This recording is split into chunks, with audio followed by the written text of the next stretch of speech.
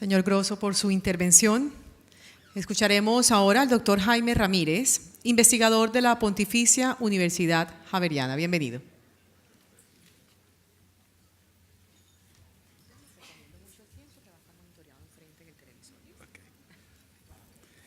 Bueno, muchas gracias por poder compartir con ustedes los resultados de un conjunto de diálogos que están representados un poco en el título de este trabajo que se llama El regulado que mira al regulador y el regulador que mira al regulado. Hicimos como un laberinto de espejos en donde metíamos regulados y reguladores a que se observaran mutuamente y reflejaran en un trabajo muy detallado en entrevistas de profundidad a más o menos 45 líderes del sector para que opinaran de los demás y opinaran de sí mismo acerca del sistema de salud. Y la conclusión de esto es que los dos están atrapados por un insólito destino. El insólito destino proviene de la idea de que los sistemas de salud se crean a través de un mecanismo coercitivo que los hace estar juntos desde la iniciación del sistema.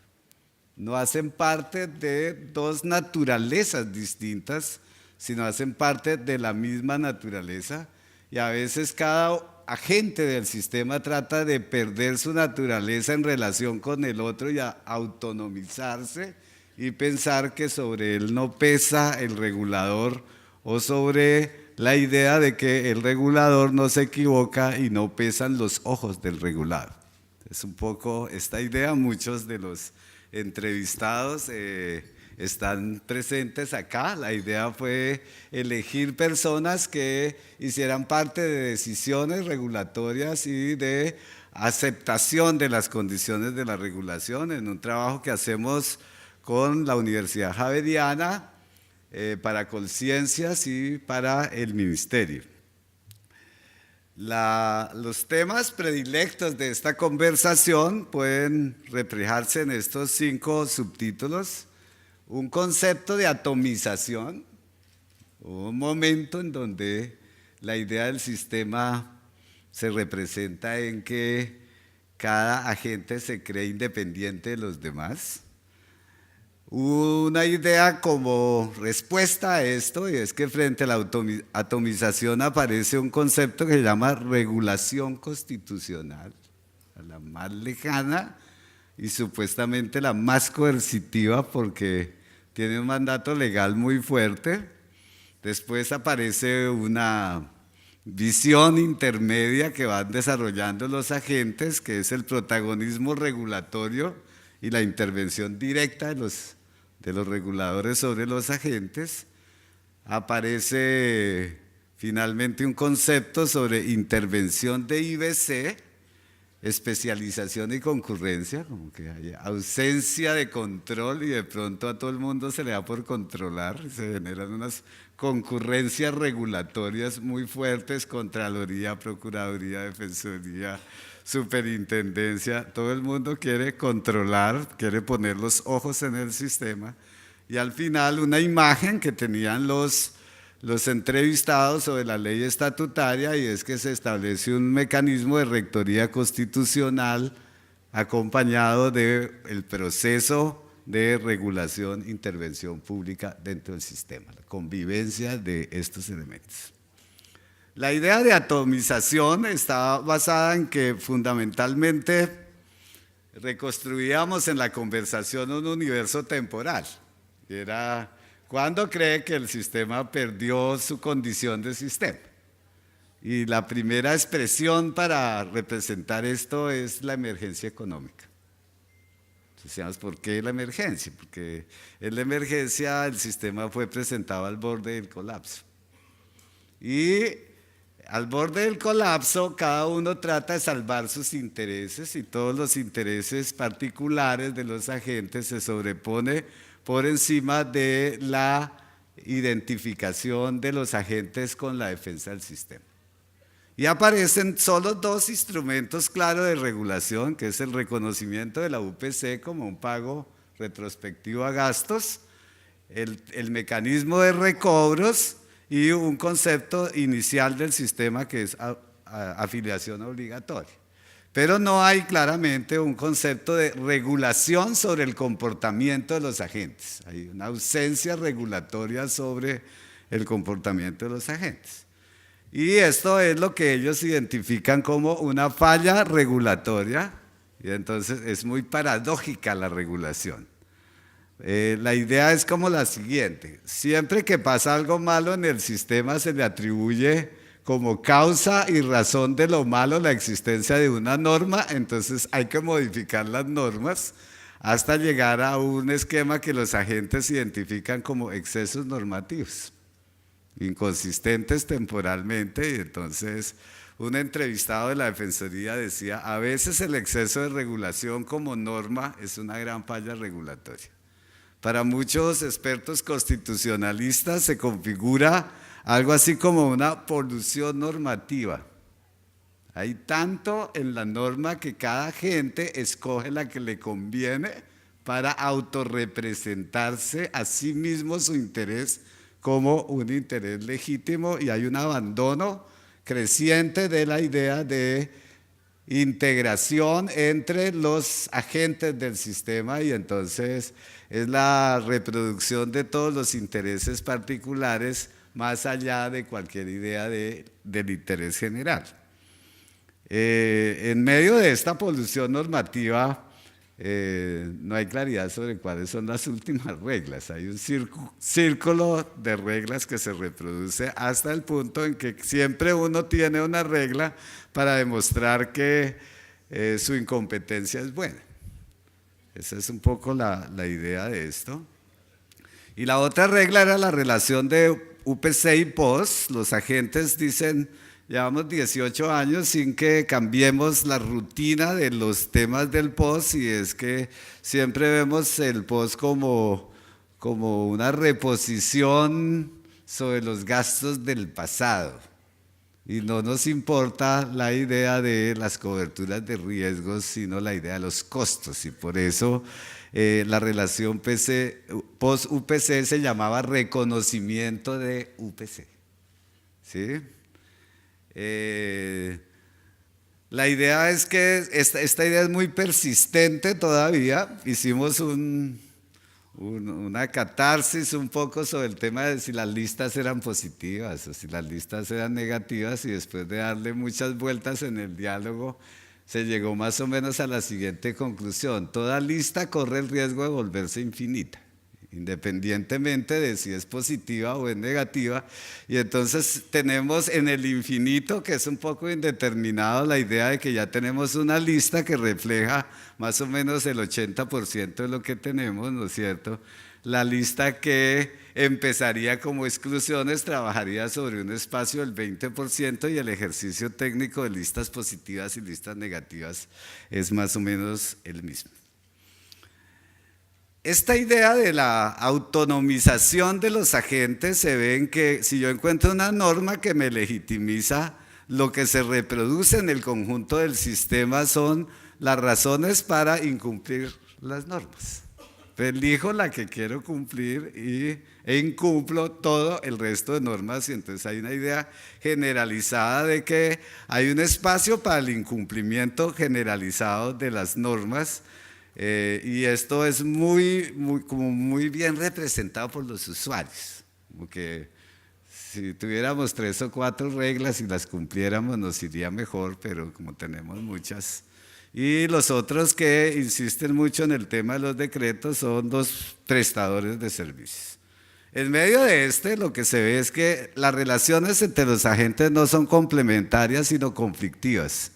Y los conflictos entre los intereses de los agentes, en medio de la ausencia de una jerarquía que los vuelva convergentes, hace que los agentes dilapiden la posibilidad de que exista un proceso de especialización de funciones y más bien un proceso de autonomización de las funciones. Frente a esto, los agentes todos tienen como un hito histórico el tema de la sentencia T-760. Lo que va a decir es, apareció la idea de que si el ministerio no regula en términos de procesos los agentes y no regula y la supervisión no tiene una relación directa con los agentes más allá de la regla del POS, aparece la idea de que la Corte Constitucional regula. Y entonces es la idea de que los decretos de las órdenes regulatorias de la T-760 se sobrepone por encima de la autonomía reguladora del ministerio y de la superintendencia. Y entonces aparece acá un organismo que per se es muy rígido, que es la regulación constitucional. Esto hace que fundamentalmente el impacto percibido por los agentes de esto es el impacto positivo, digamos, es el tema de la unificación de los planes de beneficio. Sin embargo, no todo el mundo piensa lo mismo, especialmente hay como dos ideas centrales, una idea de la Procuraduría que dice la Corte es una machera en esto porque construye derechos y una idea del superintendente que dice que la intervención de la Corte es regresiva, insisto, es el superintendente anterior. Nos autorizó explícitamente a usar un poco lo emotivo de esta discusión, en el sentido de que las palancas que mueve dentro del sistema, en lugar de generar mejores condiciones para la equidad y los derechos, genera condiciones de desigualdad porque generaliza la idea de que es por fuera del sistema que uno consigue los derechos a través del sistema judicial. En términos de la idea del POS, sobrevive a través del tiempo la idea de que no hay reglas y que el principal problema de las instituciones que regulan el POS es su corta duración como institución. Se menciona la idea del consejo, la idea de la CRES, la idea de la dirección del ministerio y entonces la institución y el proceso no generan suficiente confianza para decir que el proceso del POS es transparente y explícito para las personas. En medio de estas circunstancias aparece lo que se llama el protagonismo regulatorio y la intervención directa.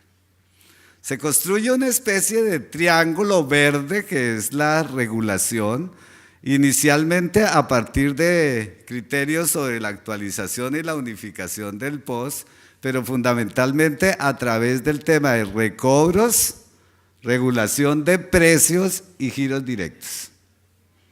Visto esto, significa que la regulación, que son las flechitas verdes, aparecen con una insistencia no solo sobre las transacciones entre los agentes, sino sobre el comportamiento de los agentes. Se trata de regular el comportamiento de aseguradores, regular el comportamiento de IPS y fundamentalmente utilizar para solucionar un problema de liquidez en el sistema la idea del giro directo. Aquí la idea del protagonismo es que se construye este triángulo entre el asegurador, el ministerio, el financiamiento, y ese triángulo, en opinión de algunos, iba configurando como tendencia la idea de un seguro público unificado y centralizado. ¿Sí? Entonces, fundamentalmente el tema del giro directo. Y se genera emotivamente la idea de que la máxima expresión de este triángulo se iba a centralizar sobre la idea de salud mía. La salud mía iba a ser la representación de una integración institucional entre el regulador que administra procesos reales dentro del sistema y se vuelve un administrador del sistema, ¿no es cierto? Administraría el proceso de recaudo y administraría el proceso de los pagos a los prestadores.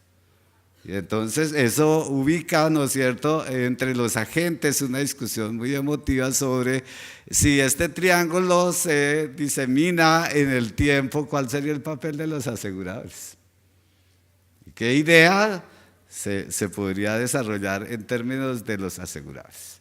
Y en el tema de regulación de precios, en general hay una especie de consenso de que es una regulación para contener excesos. Entonces no es un problema solo de mercados, sino es un problema de excesos en donde está muy representado en el diálogo ideas sobre fraudes. O sea que detrás de la regulación de precios hay también un problema de precios que no tienen justificación en términos del mercado y fundamentalmente asociado al tema de los recobros. Al final los reguladores dicen es importante generar unas reglas regulatorias sobre precios y las reglas regulatorias no serán depredadoras en términos de todo el tema de precios. La idea sobre la regulación con otros agentes en términos de precios es si se regulan los precios, si se regulan los dispositivos, si hace falta plata, entonces ¿por qué no regulamos los procedimientos? ¿Sí? O ¿por qué mejor, no es cierto?, creamos una instancia en donde la regulación se especialice en este tema de los precios. Después hay un proceso nuevo que es la intervención de la IBC, que es especialización y concurrencia. Aparece frente a la crisis de los agentes propiamente dichos un gran protagonismo de la superintendencia a través de las intervenciones. Y detrás del protagonismo de las agencias se presenta todo el tema de la concurrencia en el control. Aparece la Contraloría, la Procuraduría, y todas concurren en opinión de los agentes por un problema que hay en el sistema, y es que no se sabe bien cuál es la naturaleza de los recursos. Entonces, bajo la idea de que los recursos provienen de una coerción, que es la cotización obligatoria y la afiliación obligatoria, es público y entonces la Contraloría tiene una razón para actuar, la Procuraduría tiene otra razón para actuar, el municipio tiene otra razón para actuar. Y al final los agentes lo que dicen es la superintendencia era como un organismo fuera del sistema y cuando llega al sistema llega con el exceso del control que es la intervención de la gente. La toma de posesión de la administración de la gente, entonces aparece en el panorama del sistema las rayas amarillas punteadas como formas de intervención general sobre los agentes. En este esquema aparece todo el tema de 3 elementos: concurrencia de IBC, intervención de las entidades de control, intervención de la Corte. Y 3 instrumentos: información, intervenciones y sanciones. Sobre el tema de información, fundamentalmente la idea es que la super pide mucho y no devuelve nada. ¿Sí? En esto Gustavo decía que la circular 001 era una pesadilla sin fin. Se pedía una cantidad de información que era imposible procesar y que nunca había conocido un solo dato bueno de todo lo que se le pedía a los agentes. El tema de las intervenciones era un problema de la duración. Fundamentalmente la idea de Gustavo es que si hay riesgo sistémico era muy importante en el caso de Saludcop intervenir y que la razón por la cual el proceso de intervención fue muy largo estaba asociado fundamentalmente a que la estructura de propiedad de gran parte de los aseguradores es difusa. Entonces, a la hora de tomar una decisión sobre qué hacer, el concepto de los dueños es prácticamente inexistente y al volverse muy difuso e inexistente es difícil solucionar formalmente la controversia sobre la estructura de propiedad. Y al final, la idea del superintendente es que son más chéveres las sanciones, las multas, que las intervenciones. Y que creía definitivamente que eso era mejor. Al final, una visión global sobre la ley estatutaria. Se formaliza un poco la idea de que la regulación constitucional se transforma en rectoría constitucional, porque define las formas de gobierno entre el sistema y la población en términos de sistema y ciudadanía, y casi todos los agentes no lo ven como un proceso de discusión dentro de la sociedad de la ley estatutaria, sino como una especie de decisión de última instancia de la Corte, y entonces se introduce el concepto de los derechos de ciudadanía.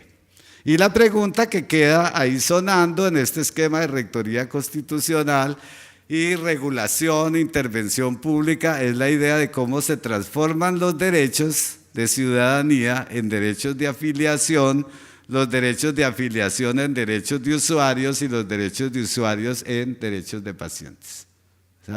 Esa es como la agenda pendiente de cuál es el papel de cada agente del sistema frente a los derechos, porque claramente los derechos de ciudadanía se perciben en los entrevistados como los derechos menos desarrollados y casi siempre se asocian con los derechos de afiliación.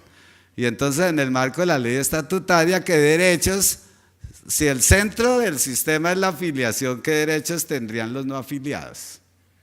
Y si el afiliado, cuando se transforma en usuario frente a la IPS, ¿qué derechos tiene? Y fundamentalmente un problema de cuáles son los derechos de los pacientes en el marco de sus relaciones con los médicos, fundamentalmente. Este esquema de desarrollo, hay como una especie de metamorfosis de los derechos dentro del sistema, de acuerdo a cómo va pasando por la estructura del sistema, por los laberintos del sistema, nos llevó a plantearle en general a todos los entrevistados una idea si necesitábamos más IBC o más autorregulación. Y al final, todo el tema, en la mayoría de los agentes, excepcionalmente muy pocos, hablaron de los esquemas de autorregulación y todos hablaron del sistema del control y la regulación. La idea es la siguiente: la regulación estuvo por fuera del sistema, es necesario que esté más adentro del sistema, que sea una práctica que se desarrolla dentro del sistema, y no hay mecanismos de autorregulación creíbles. Les indagábamos por el juramento hipocrático, por el consentimiento informado, por la autonomía médica, por un consenso social para elevar el nivel de bienestar, y hay mucha incredulidad en este tema de esto, y entonces es como si los agentes necesitaran que los ojos del regulador siempre estén encima sobre estos. Quiero resaltar que excepcionalmente el Ministerio de Hacienda propone la construcción de un pacto social después de la ley estatutaria. Dice, tenemos un esquema de derechos que no es tan consistente con la estructura del sistema y necesitamos un pacto que haga que el proceso de estabilidad le dé viabilidad al sistema, y se ve el pacto como después de la decisión constitucional. Normalmente las decisiones constitucionales, cuando son democráticas y amplias, son el resultado del pacto.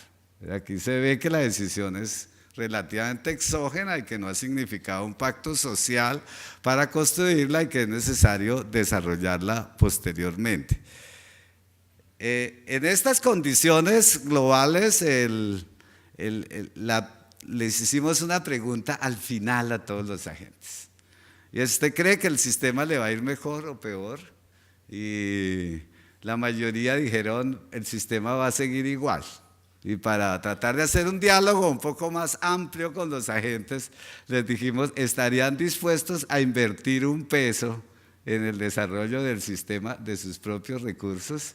Y de los 45 que entrevistamos, solo 2 consideraron que había condiciones para intervenir sus recursos propios para el fortalecimiento del sistema, y todos creen irrestrictamente que el papel de los agentes es tratar de usar los recursos que coercitivamente entran en el sistema y no tratar de que los agentes privados vean el sistema como una oportunidad para las nuevas inversiones, y como resultado final de esta idea es que la incertidumbre sobre la expectativa de los negocios es tan grande que los agentes no tienen disposición hacia la inversión de recursos dentro del sistema. Esto es más o menos el resultado de ese diálogo. Incluye otros aspectos más específicos de la consideración sobre los agentes, pero en general lo que se dice es: la regulación e intervención ha servido para estabilizar el sistema.